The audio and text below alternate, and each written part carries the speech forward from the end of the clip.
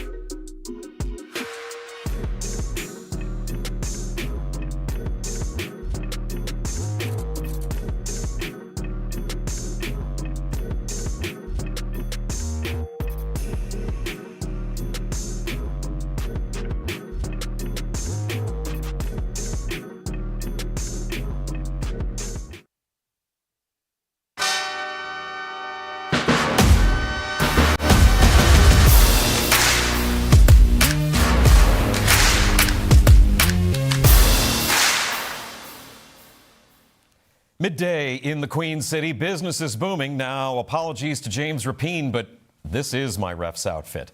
We're talking nonprofits today with Impact 100's Jenny Berg. Let's do lunch.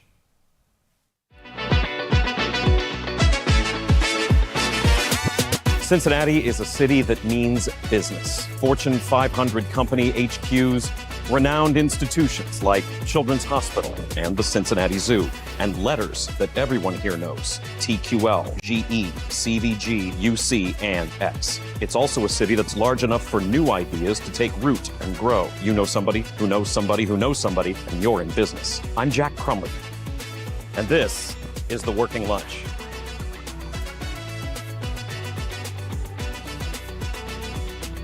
Hello, welcome to The Working Lunch. I'm Jack Crumley. This is our hour-long business show here on The Crown, where we are going to discuss business issues along with conducting interviews with CEOs, local leaders, and more. Also, maybe try to squeeze in a bite to eat, maybe something to drink before you go back to face the afternoon. It's sounding better and better as time goes on. Let's take a look now first at Cincinnati business headlines. Starting things off with a little bit of breaking restaurant news that hit this morning. Found a screen cap this morning, trying to make a reservation at Alara to confirm the reports. That is a screen cap when you try to make a reservation via Open Table at Alara. That is a restaurant at the Madison Square Plaza. That's where the MedPace location is on Madison Road. Alara was owned by Looking Glass Hospitality Group. You can see in that message there that they are closing abruptly. Looking Glass Hospitality Group also owns Fretboard and Emery in Marymount. Alara opened in the spring of 2024 after some COVID-related delays. It was a $6.5 million upscale restaurant that promised to do away with conventional fine dining formalities. Alara had custom chairs and booths and design elements like an open kitchen and a handmade statue from Romania. I have reached out to Looking Glass Hospitality trying to find out more, but that is not an option for diners looking to head to Madison Square now. The Ohio Supreme Court today is hearing arguments to decide how local leaders in cities in the state are allowed to regulate themselves. It's an interesting power struggle that is based on a case involving flavored tobacco, but it really stretches to gun regulations, grocery stores, and more. A number of Ohio cities have passed bans on flavored tobacco products. That includes menthol. It came as vaping started to get more popular, studies showing that young people prefer candy-flavored e-cigs. But the Ohio legislature passed a law that blocks local bans at the city or municipal level. This is a struggle over power. The cities, including the city of Cincinnati, say the Ohio Home Rule Amendment, going back to the year 1912, allows for such bans. And they've been backed up by courts so far. But now it's with the state high court. And the implications are pretty big. Both Cincinnati and Columbus also passed city-level regulations about the safe storage of guns, a requirement for that they go into gun safes. A state Supreme Court decision from 20 years ago allowed the city of Canton to regulate mobile homes. Businesses, as we talk about on this show a lot, crave consistency. Not needing to worry about different rules, different regulations, different laws for different cities, all in the same state. So this is about business and it's about power. So we will see how the state high court justices shake out on that case. Again, arguments began today. Bank of America is expanding in northern Kentucky with a new branch coming to US 42 in Florence. That's right near Ortho-Cincy there on 42 in Florence. It's in what's been a field up until now, so that is new construction already underway. It's expected to open before the end of the year. That tees up an interesting new report coming from Bank of America. That bank analysis is putting Cincinnati right in the mix near the top for metro areas that are gaining in population. A chart is part of that report that's been released showing how many cities near the top are in the Midwest.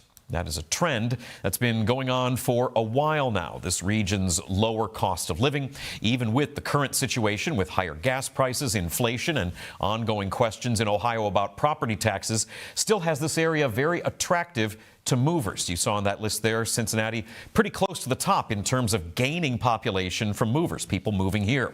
Bank of America's report says affordability is the main factor for people moving to the Midwest. Lower down below Nashville at the bottom of that list are cities that are seeing population loss. Many of those, as you go further down, are in the South, seeing some continued population loss over the last year or so. Cincinnati being in the top 10 for growth is also some good news after a report just a few weeks ago that the city lost about 500 residents from 2024 to 25. Other elements in that report say people are moving less and they're not necessarily moving to other cities as much. Finally, we do need to let you know, wait, hold on. I'm getting a disturbance in the force. You guys, are you guys seeing this? Are you guys feeling this? There is a new, there's a new Southwest veggie slider. It's becoming a permanent menu item at White Castle, based in Columbus. That is becoming a permanent menu item in about a week from now, so count it down. White Castle says it is responding to customer feedback and research into non-meat options.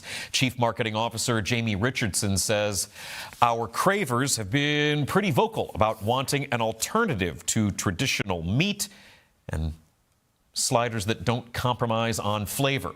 So I guess that's what this is, Southwest Veggie Slider. Now, my question is, Rodney, do you know, are they going to cook this on the same griddle or steamer thing that everything else in that restaurant gets cooked on? Do we know?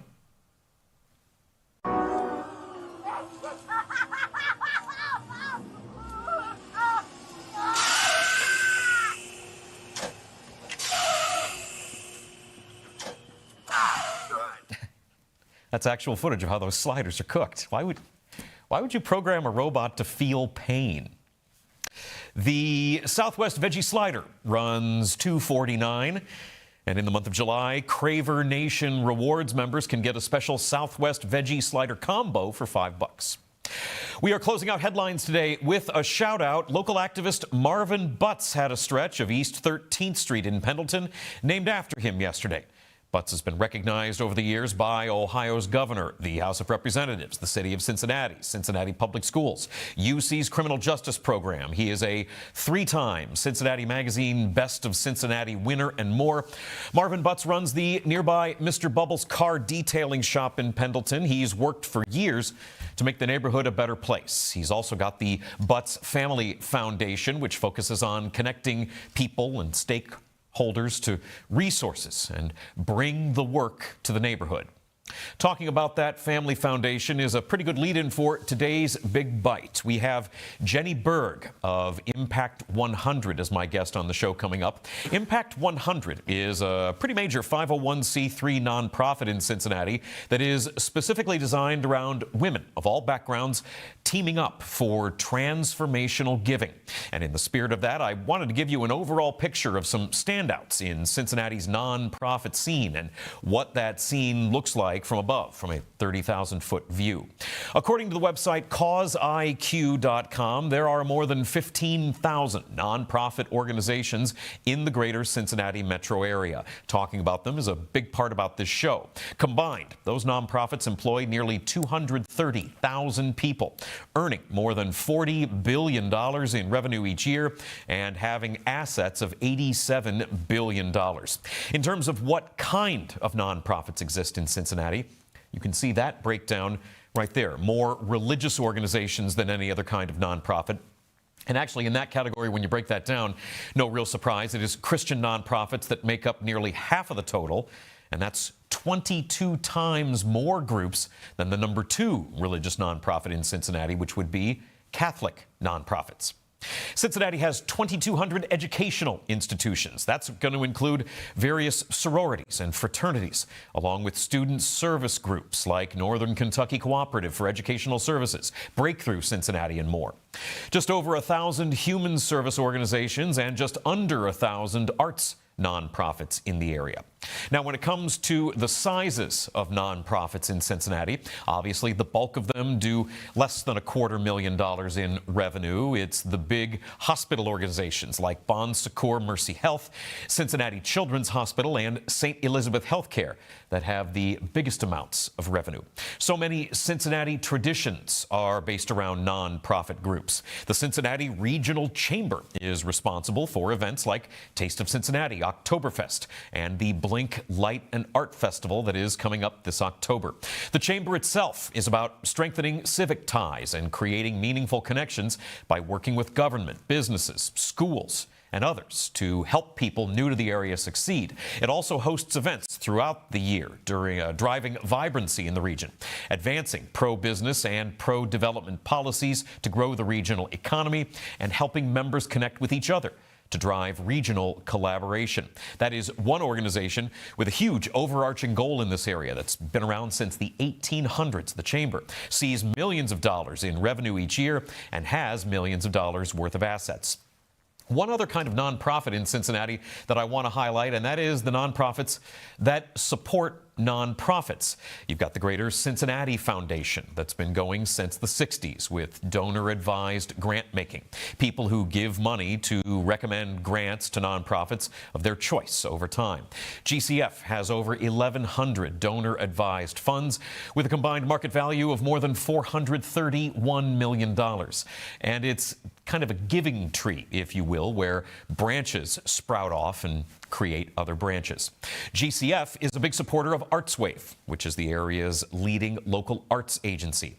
Not to mention, ArtsWave is the nation's largest and oldest United Arts Fund. ArtsWave supports over 100 arts organizations here in Greater Cincinnati. I've had a personal connection to Cindependent Film Festival since it began back in 2017. I'm familiar with the support that ArtsWave provides every year. Cindependent is currently raising money to be able to reopen the historic Marymount Theater and operate that space as a nonprofit. That brings me to the last part of this topic that I really wanted to touch on. The Cincinnati Enquirer recently published a piece about many nonprofits in this area that are using donations to build or move into new buildings or offices. That piece by Sidney Franklin last week details how dozens of Greater Cincinnati nonprofits have spent over $1 billion on new facilities over the last decade plus. It has quotes and interviews from a number of different nonprofit leaders talking about going from office buildings with leaky roofs to new buildings so their services can be operated more efficiently and even expanded. You can see on that chart a non-exhaustive list from the paper of nonprofit developments going back to 2015. Keep in mind 3CDC, which operates and has been overseeing the transformation of the city going back even more than a decade, is also a nonprofit organization. It sees growth with commercial real estate. It generates revenue with more than a dozen parking garages and lots, and then uses some of that revenue to do things like put on over 1,000 family-friendly events in the city. It has over 500 employees, and 3CDC hasn't even been around for 20 years yet. I guess my point in all this is there's a lot of giving that happens here in Cincinnati and a lot of groups that put that money to use in a variety of ways. People believe in causes here, and many of them are willing to put their money where their mouths are. That's your big bite. Speaking of mouths. Coming up after the break, a woman who knows a lot about philanthropy in Cincinnati. She's connected to a number of groups in town and is currently the president of the board for Impact 100. Jenny Berg is my guest next. You're watching The Working Lunch on The Crown. Stick around.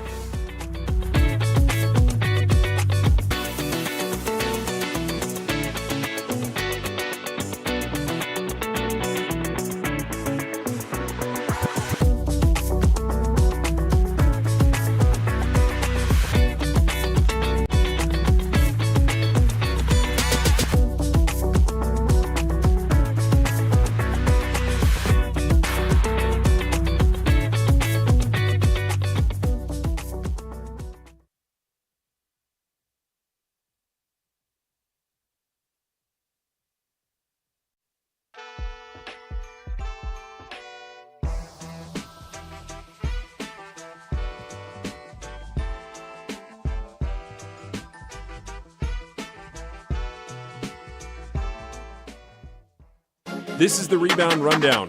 I'm your host, Paul Fritchner.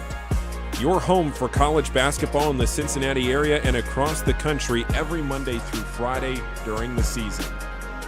Previews, recaps, breakdowns, interviews, and more. You can find it all right here.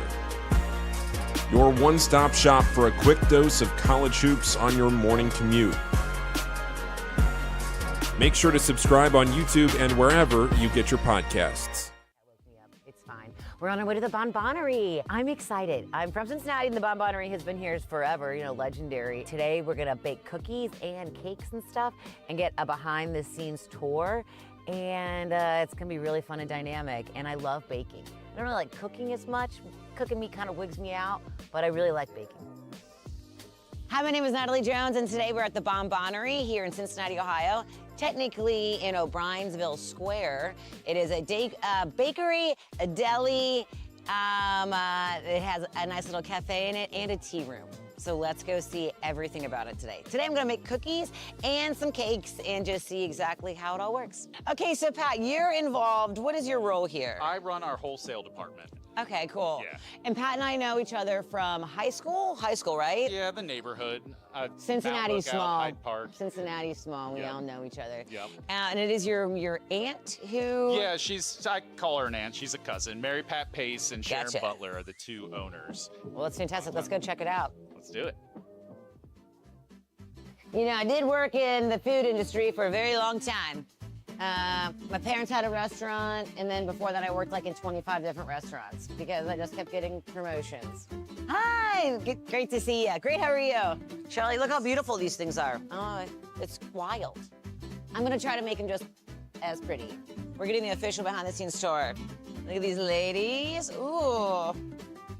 Good morning, So yeah, hello. this is our decorating team. There's the cake Oh my team. gosh. Wow, how many do you make at one time? Right now, well, this is usually about half what we do, but this is about 60 as a 6-inch and about 20 of the 9-inch. Wow. Everything's made fresh, and we don't really have like a huge factory or commissary. Hi, ladies. Hi, good morning. The Crown has you covered. Start your day with First Word, Cincinnati's only morning sports show. Power through midday with the working lunch, Cincinnati business talk that keeps you in the know. Nat tries that for lifestyle around the city, and the Rebound Rundown covers every corner of the college basketball scene in the tri-state and beyond. This is The Crown. First Word for your morning sports, Nat tries that for lifestyle around the city, the working lunch for business that hits home, and Rebound Rundown for college hoops. This city deserves its crown. Watch, listen, subscribe.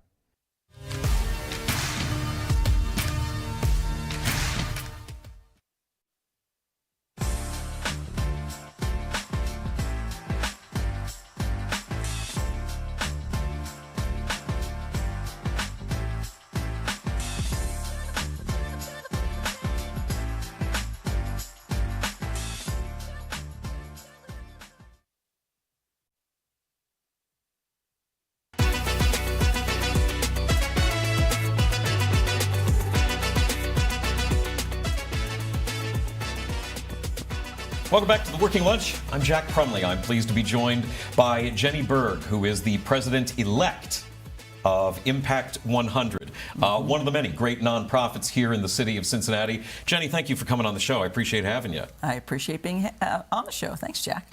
Congratulations on your recent election to once again take the reins of Impact 100. That your new term starts next year. Yes, it does. Why don't we start off by sort of letting people know what is Impact 100, broadly speaking? So Impact 100 is a women's philanthropy group, and we do what's called collective giving. So as a group of women, we donate funds into a pool that ultimately goes into our grant pool, and all that is pulled together, and for the past 10 years we have contributed $400,000 in the form of $100,000 grants, so 4 grants, each $100,000, to our nonprofit community. And it's a process, it's a long process of vetting the organizations, learning more about them, and hearing what their story is and what their need is, what the challenge is, so that we as members can then review those grants and applications, and then we will select, in this case, this year, four grantees to receive that $100,000. Yeah, I mean, I think that's it's a really sort of unique angle, a premise for a nonprofit where this started as a group of women that wanted to pool their money to be able to support causes and organizations that they all sort of agreed on. This was Wendy Steele got this started, right? Yes, Wendy Steele is our founder, and she really came up with this idea before 9/11. Right. So imagine she wanted to make a bigger difference in philanthropy. You know, she was writing the small checks here and there, but not really wondering whether they made a difference. And so her idea was, if I could get 100 women to each donate $1,000, have a $100,000 grant to award to a nonprofit, that makes a transformational difference. And so that was the idea. She was very successful. She had 123 women who became members, the first founding members of Impact 100. And their first grant recipient was the McMicken Dental Clinic. They have a different name now, but It was the McMicken Dental Clinic, who their executive director was able to buy brand new equipment, dental equipment, that helped provided dignity to the people getting the services, provide new smiles, which, helps in job development and personal development, all kinds of things. So that was a wonderful initial grant. Yeah, I mean, you talk about transformational giving. It doesn't necessarily have to be, that's a big word that sort of implies big, grandiose things. But I mean, honestly, the idea of new equipment for a dental office that's helping people in an area, that is absolutely transformational. Yeah, we often talk about the breadth or the depth of our grants. Sometimes they help a lot of people. Sometimes they go deeper and help fewer people, but both have transformational impact. So she started this just before 9/11, meaning that now this is roughly the 25th year that the organization has been around. You've been involved since when? So I found out about Impact 100 because I was board chair of Tender Mercies, which is a nonprofit in Over the Rhine that provides permanent housing for formerly homeless, mentally ill men and women. And so I was board chair, and our executive director, Marcia Spaeth, looked at that grant, found out about the Impact 100 grant, and said, let's apply. So she went through the process, and then she proceeded through the process and became a finalist. There were 5 finalists that year. And then I went to the event, and I remember being overwhelmed with wow, this is a really great idea as I learned more about it. And there was 5 finalists, and then those were the early days, so there was no electronic voting or anything like that, which we have now. Was it like people were sitting in the room and raising their hands? No, not quite that. There was a paper ballot because you had to make it legitimate. So there was a paper ballot, and then the ballots were counted overnight. And the next day, she called me as the board chair and said, "We got it."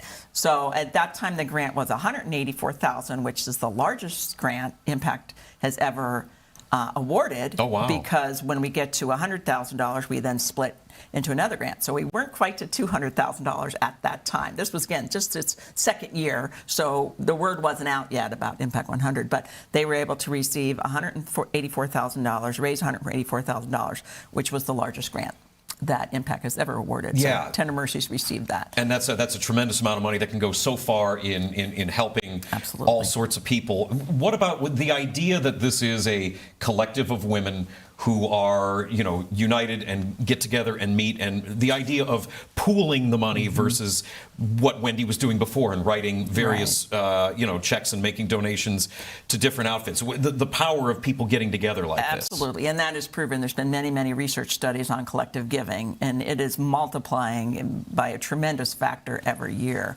But at that time, it wasn't happening much. There were some giving circles that had started in 1995. There was a Washington Women's Foundation that was started by Colleen Willoughby. That was one of the first ones, and Colleen actually was in remember People magazine?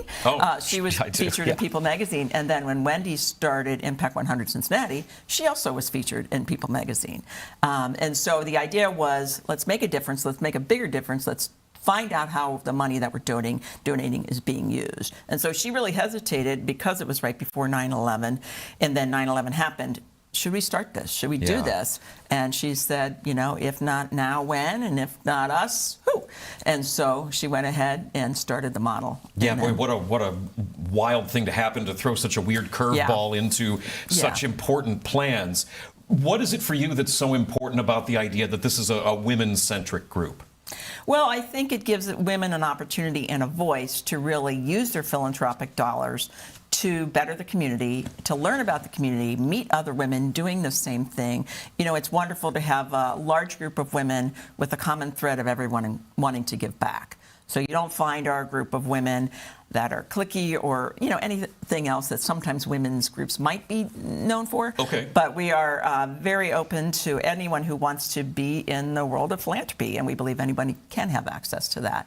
And so we've changed over the years. We've changed our entry point for giving into $500 and up, and then every person that contributes that can receive a vote in order to make the final selection. So women have. Through collective giving, there's greater joy, there's greater learning about the community, who serves the needs in the community, and so many of our members have gone on to become board members, volunteers, donors, connecting points for other nonprofits. And I think that is just such a wonderful ripple effect of the idea of this model. Yeah, something that we talk a lot about on this show is the idea of knowing somebody who knows somebody and being able to connect and finding connections with other people and then growing from there. That can happen whether it's the direct beneficiary of the Impact 100 outfit or not. Yeah. And, looking at the different groups that have benefited from the giving from the group, you guys really run the gamut. It's things like Tender Mercies and this dental outfit that you were talking about. It's businesses, it's arts organizations. You guys really cover it all. Yeah, there's so many nonprofits, as you led into this feature, so many different nonprofits doing so many wonderful things, and we have funded arts organizations, environmental organizations. I was just at the Cincinnati Reuse and Recycle Hub last week, donating all of our recycle stuff that they will take. They were one of our grantees. Yeah. And I've seen Impact 100s who are volunteers there and other Impact 100 members that I know that go there. It's a small organization, but with our grant, they were able to really expand their hours and things like that. So we've funded larger organizations like the Free Store Food Bank twice, actually. They've received Harvest Mobile Market, so they were able to take food out into the food desert areas. And we helped them expand. Their first grant was to help them expand to the Power Pack program, which is packing the bagged lunches, stable ready or shelf ready, I think they call it, foods to go into the lunches for the kids to take home on the weekends and things like that. Yeah. So large organizations like Free Store, St. Vincent de Paul, we funded their charitable pharmacy, and that expanded their hours, and now that has just exploded into a wonderfully large charitable pharmacy with over 18 million prescriptions valued. And then there's other ones, Price Hill Will in the Price Hill area, and there's another one that we did on Community Matters that was a laundromat, because there was no laundromat in the area. So there's a laundry desert in a way. So we were able to fund them too, and they had a person within the community that ran the laundromat. So just some really wonderful, there's over 70 organizations that we've awarded $100,000 grants to. So how often does that happen? I mean, clearly a lot, because you were able to rattle off a whole bunch there. Yeah, but yeah. I mean, how often are you driving around or stopping in a place knowing, hey, this was an outfit that we were able to help out? Well, we have funded a number of vehicles. So often there's our Impact 100 logo, our old logo. We have a different logo now, but on those trucks and vehicles, people talk about us and we talk about them just in a lot of different ways. We have many nonprofit members that are now Impact members. I mean, they were on the nonprofit that may have received a grant, or perhaps they didn't even receive the grant, and they were on that organization, but they love the idea. Yeah. Just like me walking in as That's a board your story. member, it's the same story. Yeah. So you kind of drink the Kool-Aid, and it's great to be part of really helping out the community. Yeah, clearly many such cases. You guys have a number of events coming up. There's the Spread the Word, which is tomorrow in Loveland/Sims Township. That's pretty well wrapped up. Maybe registration's still going on for that. Registration is still open for that. That's at my home, and so we're having, because I have such a strong relationship with Tender Mercies, having served on their board, and then them receiving the Impact Grant 23 years ago. They are our key speaker. We always try to have a mission moment and have one of our recipients come back and talk about our events, because we want everyone else to hear the story that we're often hearing about, the impact that our grant really, how it just leapfrogged them to a different level, or something they couldn't have accomplished before. Yeah. Because $100,000 is quite a lot. That's not change. Yeah. I mean, that's not chump change. That's making change, transformational change. So yes, we have that event, and then the following week we have our Meet the Finalists. So we'll have 7 finalists that will be announced, and anyone is welcome to come to that. You do not have to be an Impact 100 member, but it's a great way to learn about the organization, who our finalists will be, and really celebrate them. And really, they put a lot of hard work into, they have to complete a letter of interest, and then our members review those. Then they complete, if they get invited back to complete a full grant application, there's that process. And then we go on site visits to a small number of groups. So we start off with a lot of applicants in the LOI phase, and then we ended up with this number. So this is the big event. This is the next biggest event. There's 2. So the Meet the Finalist is the opportunity to really celebrate all those finalists and all their hard work. And then we have a little bit of time off where we partner those finalists with a very wonderful pro bono woman, Lisa Brown, who helps coach those nonprofit leaders to do a video like we're doing today. So then the videos are made, and then those are shared with our members, who all have the opportunity to vote. And after reviewing the videos and reviewing the printed executive summaries that we have for each of those finalists. So this is like a pitch video? Yes, it is a Okay. pitch video, but they get coaching along the way, and they Sure. can use this video for many other opportunities besides Impact 100. So Yeah. it really is a nice kind of gift back to them, and then we all get to hear that. And then at our annual awards celebration, which this year is at Music Hall, right next door, on September 15th, and we'll really be celebrating our 25th anniversary, and then we will be making an announcement of the recipients prior to that, but we really have an opportunity that night to celebrate those recipients, as well as our 25th anniversary, and talk about our evolution as an organization. Sure. And how much we've grown, and now we have by that time we will have awarded over $8.1 million back into the community. Jenny, that's in a the form tremendous of amount of money that is coming from a collective, a grassroots group of folks that Absolutely. regularly gets together to meet. That's a tremendous amount of money. And we've done a lot of, as part of our 25th, we've done a lot of analysis of our members, and our average member is over 7.5 years, which for most membership type-based organizations of any kind, that's pretty good. So we feel good about that. And also we have, I think I counted up that there's over 2,500 members that have unique members, because some people might join one year, perhaps they don't the next year, and they go back and forth. But there's 2,500 women that have been members over our, coincidentally, over our 25 years. Over that period and we of time. have many who have been members all 25 years. That's Some a of our long founding history. members have been members 25 years, and That's it's a long wonderful. history, and that's a lot of good that's been done over the decades. We are going to take a break. When we get back, we'll have more with Jenny Berg of Impact 100, talking about her history with all the different organizations that she's involved with. More on that coming up. You're watching The Working Lunch on The Crown.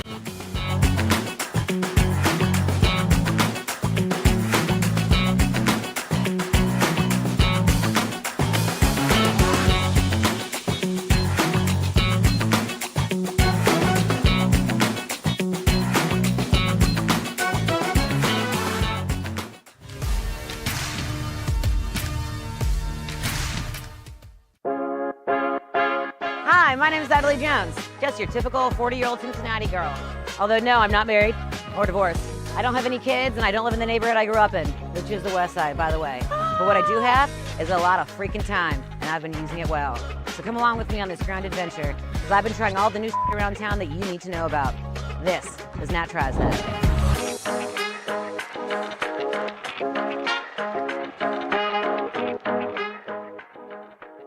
My name is James Rapine, and I host First Word every weekday morning, 7 to 11, right here on The Crown. Prior to joining The Crown Network, I covered the Bengals for Sports Illustrated for 6 seasons. I also am the founder of Cincinnati Bengals Talk on YouTube and wrote the book, Enter the Jungle, A History of the Cincinnati Bengals. Couldn't be more excited to join you every weekday morning for First Word right here on The Crown.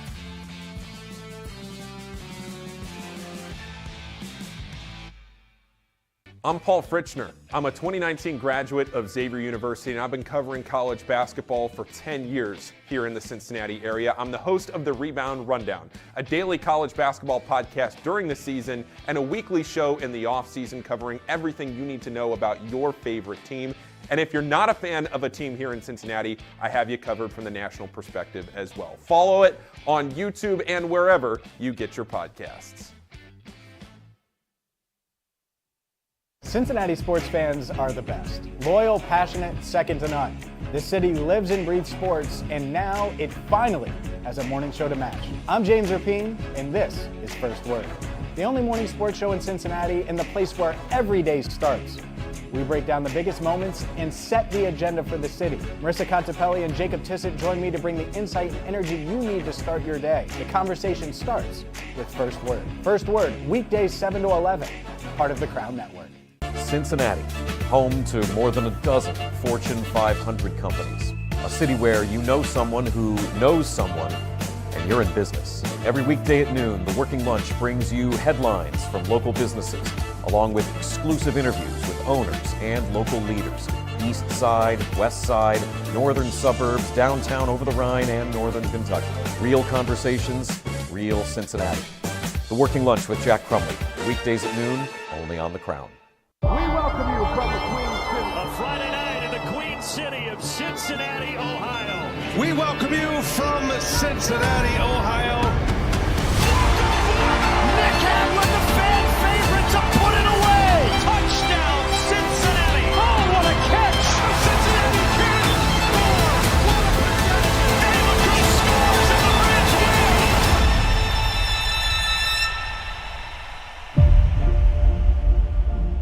On the radio here in Cincinnati. Cincinnati has always felt like home. Right here on the Crown Network. Out and about in Cincinnati, bringing you these stories that you need to hear in the Queen City.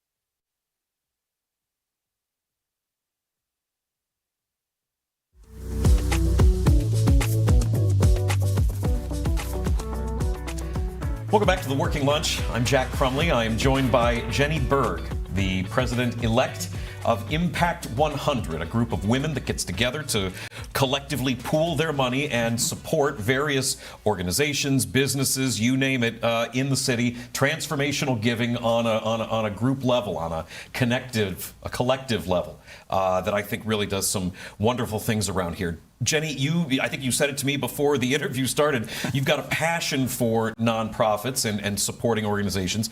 Do you know, is there a specific place where that comes from for you? Well, yes. It started when I was working with my family business, Al Nyer Incorporated at the time. And we had set up a foundation. And the Nyer Foundation. The Nyer Foundation, that 10% of our profits from Al Nyer would go into a foundation. And then we had a group of people within the office that we'd get submittals into, and we'd evaluate, what we wanted to give to. So that's kind of where it started. But, I come from a family of very engaged community builders, and my parents were big examples for me of how to be philanthropic. They didn't necessarily use those words, but they just led by example. And my father was very involved on a number of boards, nonprofit boards, over the years. I think he said when he retired he was on 17 boards. Now, I don't know how anybody does that. But that's what he said. Well, he may have stretched it a bit. But, you're no slouch either. Well, I'm sorry, I was stalking your LinkedIn page, and you've got a listing on there of the Free Store Food Bank and Leadership Council, all sorts of organizations. This is how Impact 100 works. You've got people, and then they have their membership. There's hundreds of members, leading to $400,000 grants, going for 25 years, $7.7 million listed on the site. 71 grants. You guys do multiple events. I really do think this idea of transformational giving from a collective standpoint is really interesting and unique. And the idea, too, of, you've got a Young Philanthropists event coming up at Oakley Greens. That's going to be this Thursday. How important is it? You were talking about how you were sort of shown the way of giving and the importance of philanthropy. How important is it to induct and bring young philanthropists into the group? It's very important. And people think of philanthropists often, and you don't have to be Bill Gates or Warren Buffett to be a philanthropist. So, again, informing people what it means to be a philanthropist is just getting engaged in nonprofits generally and supporting them, whether it's your time, talent, treasure, ties, and testimony, all those ways to be involved. And those may change over time. So you might go in as a volunteer working for a nonprofit that's much needed. So many volunteer hours are needed within the nonprofits.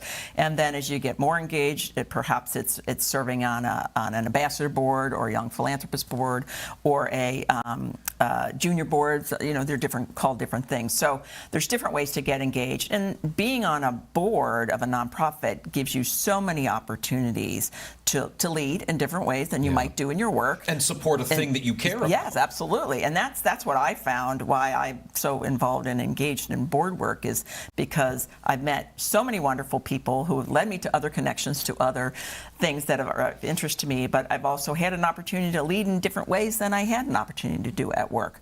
And I told you on the phone earlier that all roads lead to Impact 100 in my world, between the Family Foundation and then being on the board of Tender Mercies, which introduced Impact 100 to me.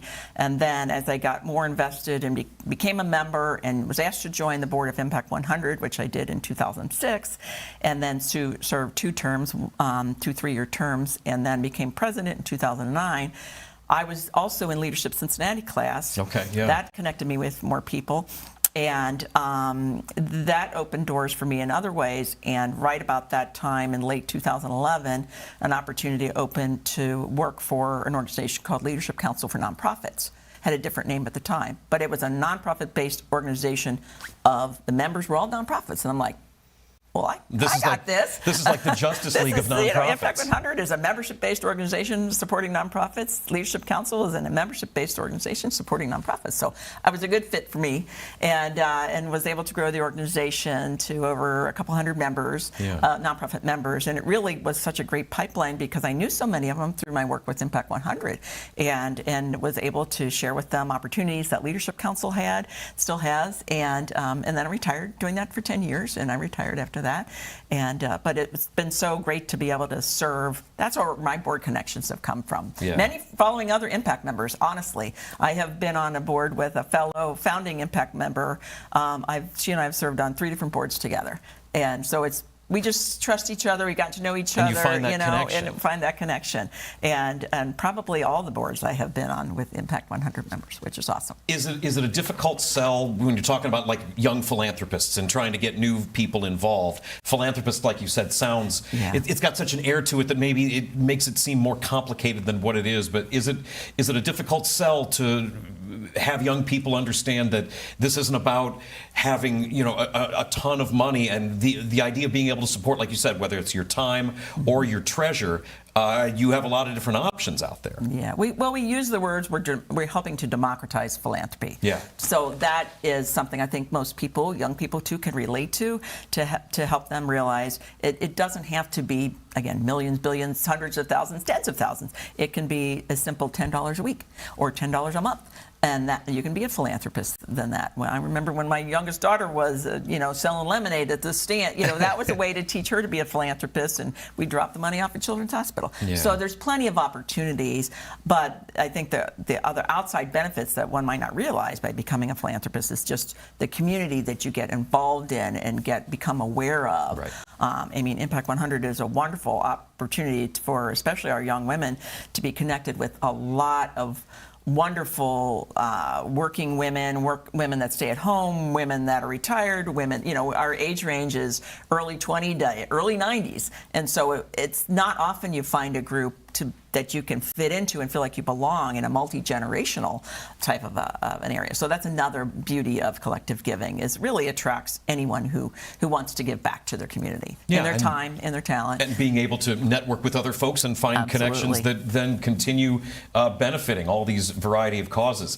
I think I know the answer to this question because I think you've been demonstrating it for so much of the interview, but you went to Miami University with a marketing degree. I did. And I was going to ask how what you learned in that marketing degree sort of fuels what you're doing, but I think it's case in point, right? You being able to talk about it and let people know the importance of all this stuff. Yeah, and it's about making connections and letting others experience the joy of giving. That's really what it's all about. And so that marketing, I guess I am putting that into play a little bit more as I've talked to people, because you can hopefully see my passion and how it's led me into basically a career in retirement and of serving the nonprofits. That's what I love to do. I think you saying the word retirement is an interesting moment because you're clearly so active with various groups. Again, like we said, Free Store Food Bank, you got Impact 100, Leadership Council. That doesn't seem like you have a whole heck of a lot of free time. Well, you forgot St. Vincent de Paul. St. Vincent de Paul, which we had Caitlin Lanehart on recently. Yes, you Shout did. out to Caitlin. Yes, and I enjoy all that work, and I was leading the search committee for Free Store Food Bank for our new CEO. So that was a wonderful process, and just getting to know those board members that were on that committee better. So and finding out what the needs are in the community. So I highly recommend and. Going back to Leadership Council, where I was the executive director, we took over a board training program from United Way when they were having some challenges with it. And so we took that over because I felt very confident that we could do it and we could make it work. And people need to understand that if you go on a board, you need to know what you're doing. So Leadership Council has had that BOLD program now for, I think it's 2019. And it's carrying on. And it's a wonderful opportunity to learn more about how to be a board member and what that really means. And because we need great board members around this community, we need younger folks, we need people of color, we need everyone to get involved in their boards. Well, being able to effectively lead your organization in a way that's not going to run afoul of all the regulations. Right. I mean, there's a ton of banking regulations, government Right. regulations when it comes to how the money that someone chooses to give to you is allowed to be used. You got to make sure you're Right. playing by the rules. Yeah, we often have nonprofit leaders go through that BOLD program so that they can learn whether they want to achieve being an executive director or no matter what level they're at. It's a way to understand why the board's asking these questions, things like that. But Jenny, what's your sense of the piece that I talked about before with where the Inquirer was listing all these nonprofits that have taken the time to build out new facilities? The piece really did go into quite a bit of detail on the state of some buildings that some of these outfits were in that was just deteriorating, and how this new space offers them new credibility, new ways to expand their services. You've been swimming in these waters for a long time. Yeah. What is your sense on that? Well, I don't think anybody's building just for the heck of building. Yeah. I can tell you with Free Store's new building down there on the river, it's a beautiful facility and it's utilized and it just allows a better functioning of how to distribute the food. And the same thing with St. Vincent de Paul. Their original building was, I think, 1860 something. So, you can imagine how that takes a lot of money to upkeep. And Right. so we had the opportunity to build the building across the street, the Nyer Outreach Center. And so it's a wonderful, it's totally used. It's always people in there, and that's where we have our pantry and we have our intake folks where we help people, determine what their needs are, and that's where our charitable pharmacy is one of them. And so it's Cincinnati Eye Institute is upstairs, as well as an RN that we can get, wraparound services for folks that's that an need eye all-encompassing care and offer. nursing and things like that. So there are a lot of needs. I don't think anybody's doing it willy-nilly and they're not wasting funds. There's a definite need that for expansion, and the needs have continued to increase around the community. I mean, I know when St. Vincent de Paul built their pantry, it was built for 35 people to come through, and now it's at 150 people. Yeah. Same with Free Store. I mean, the needs have just continued to increase as costs have increased, and people are making very challenging decisions between, do I eat? Do I get my medicines? Do I pay rent? And utilities? And Free Store and St. Vincent de Paul are doing both in the rent and utility assistance, doing a great job at that. I think it's a physical representation of just how much people are willing to put their money where their mouth is, and really let's dig in and find something that can really expand our services and help people. Jenny, what does it mean to you to be the president-elect of Impact 100 now? 25 years this group has been going. The sense of stewardship that you're a part of this group and several others, this thing that was here before and that you're continuing to move on. Well, since I've been a member for so long, 23 years, and I wanted to be very involved in the 25th anniversary and setting us up for success. So we have a fundraising campaign that will help us achieve what we want to achieve with expansion and growth and tying in innovation in our work, because we like any other business, needs to continually innovate, and we also got to make sure that we have a strong infrastructure in what we do. So I wanted to be, I voluntold myself that I'd be happy to be the president next year, and already planning on succession after me, so that's important as well. But just to help take the organization hopefully to even further, with all the support of all the other wonderful board members that are on Impact's board. And we have a lot of past board members who are dedicated volunteers doing wonderful things that we couldn't do without them. Jenny Berg is the president-elect of Impact 100. The finalists' projects will be presented in June 18th. So coming up in a few weeks, we'll let you know who benefits from that. Keep things connected on there. Jenny, thanks for coming on the show. Thanks, Jack. Appreciate it. We're going to take a break. We'll be back with more Working Lunch coming up after this. You're watching The Crown. Stick around.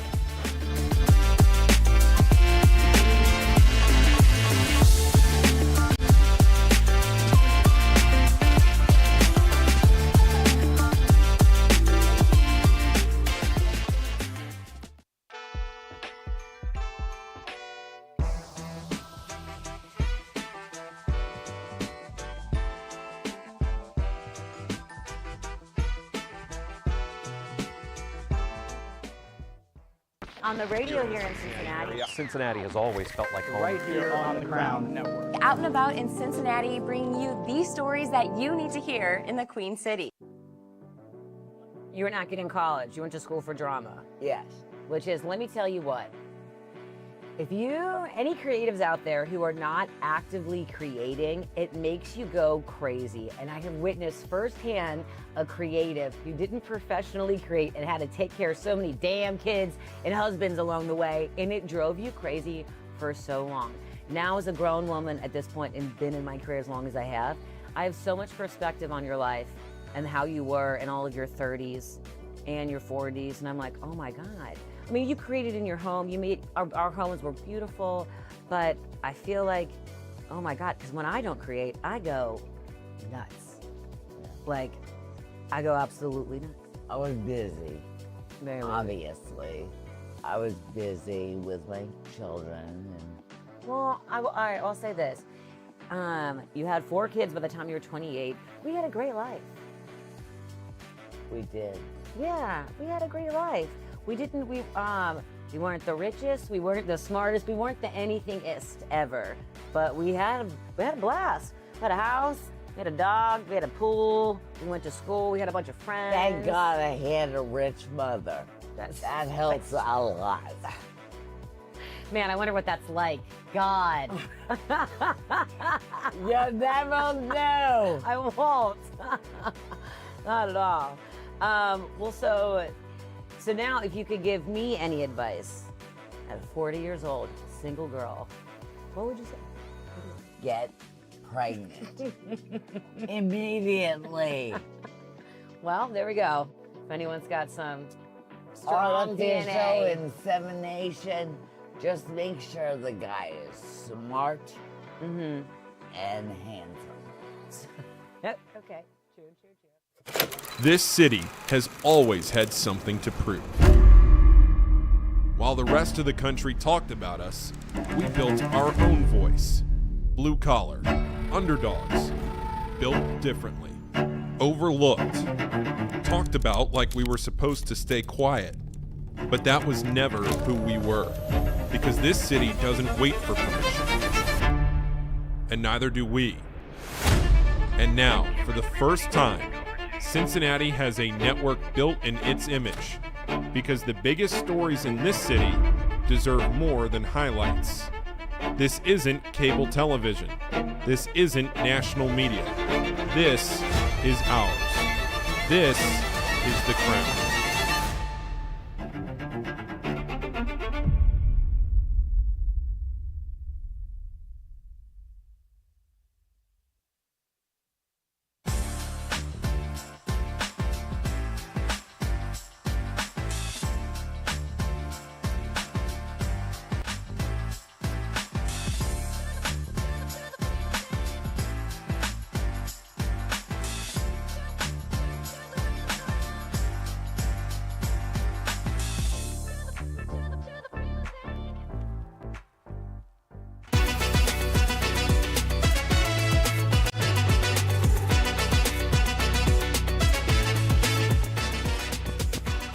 Welcome back to the Working Lunch. I'm Jack Crumley. Want to thank Jenny Berg for being my guest today from Impact 100, a group that really puts their money where their mouth is. I keep saying that phrase because it's true. They get together and they help folks out and really do a wonderful job. They've got some big decisions coming up, and I don't envy them. Did want to let you know about one thing that I just happened to see this morning, moversmakers.org, talking about there is a new award that is honoring the late Cincinnati film critic and arts advocate T.T. Stern-Enzi. I knew T.T. He passed away really suddenly last year. They've got a $5,000 cash prize for an aspiring filmmaker in the greater Cincinnati region. This is an Arts Wave grant. If you're at all interested in filmmaking or the arts, check that out in terms of trying to get money for nonprofits and people looking to be entrepreneurs and startups. Filmmakers is where I would put my money on a personal level. Hey, that's our show. Thank you again to Jenny Berg from Impact 100 coming out. Look at all those different colors on that screen. Those are all the different shows that we have here on The Crown. We had a new Nat Tries That premiered this morning. Go ahead and check that out. She's eating dessert first at Taste of Cincinnati. which is crazy. Also have a new Rebound Rundown with Paul Fritchner, bringing you all the latest there in the college sports world. And, of course, speaking of sports, James Rapine, First Word, is back tomorrow morning, 7 a.m. here on The Crown, breaking down everything that's been going on. Certainly, Reds fans have had a lot to talk about. I'm sure they'll have plenty more to talk about tomorrow morning. Thanks for watching. This is The Working Lunch. We'll be back tomorrow here at noon on The Crown. Appreciate you.